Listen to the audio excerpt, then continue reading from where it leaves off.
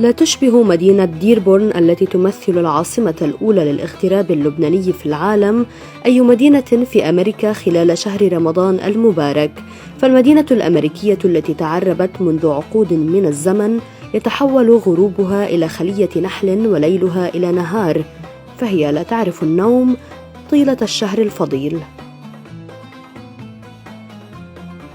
حل شهر رمضان هذا العام على عشرات آلاف اللبنانيين والعرب المسلمين مصحوباً بالخير والبركة، فهذا الشهر الكريم الذي هل بصوم أكثر من 17 ساعة وحد تجمعات المسلمين، حيث يتجسد ذلك أيضاً في مدينة ديربون هايتس، فالمسلمون في المدينتين المتلاصقتين يعبرون عن مشاعرهم من خلال عادات وتقاليد اعتادوا عليها ولم يتخلوا عنها منذ وصولهم إلى تلك البلاد.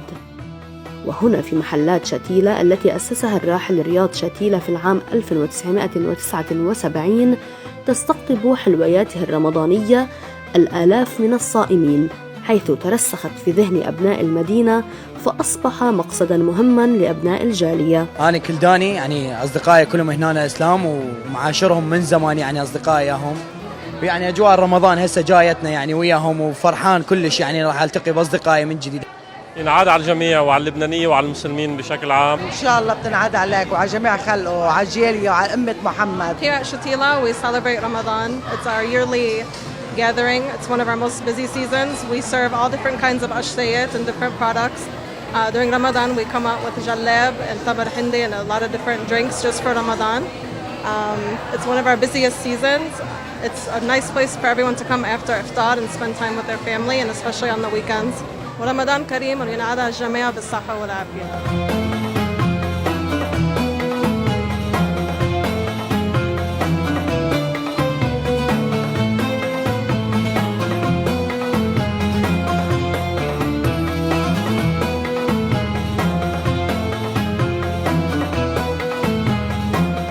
في أسواق الرضا أو بابايا لبيع المواد الغذائية لا يختلف المشهد كثيراً، فالمسلمون الذين ينكبون على شراء حاجيات الشهر الفضيل ينعمون بتخفيضات متميزة في الأسعار.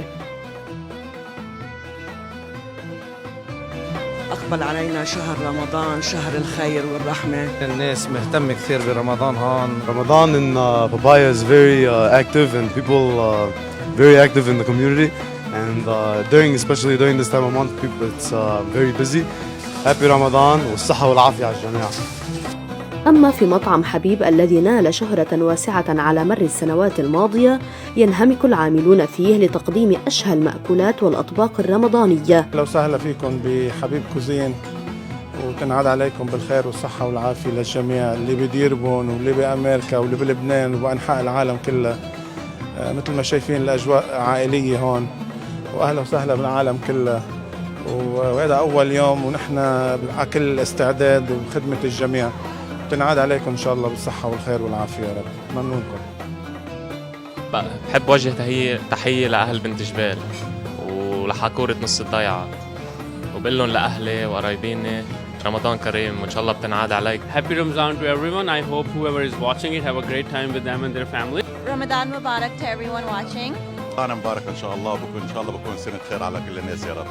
رمضان كريم وينعاد عليكم جميعا بالصحة وبالخير. إن شاء الله تنعاد عليكم وعلى الجالية العربية كلها والإسلامية. حبيب قلبي خي اسماعيل، باسم الكل أول شيء بقدم الشكر لموقع بنت جبال يلي عمالي بيقدم خدمات جلة للجالية، عمالي بيغطي كل المناسبات وبيوصل المغترب، بيوصلوا بأرضه بواقعه، بينقله أخباره وبتنقله كمان أخبارنا إلى المقيمين في بنت جبيل.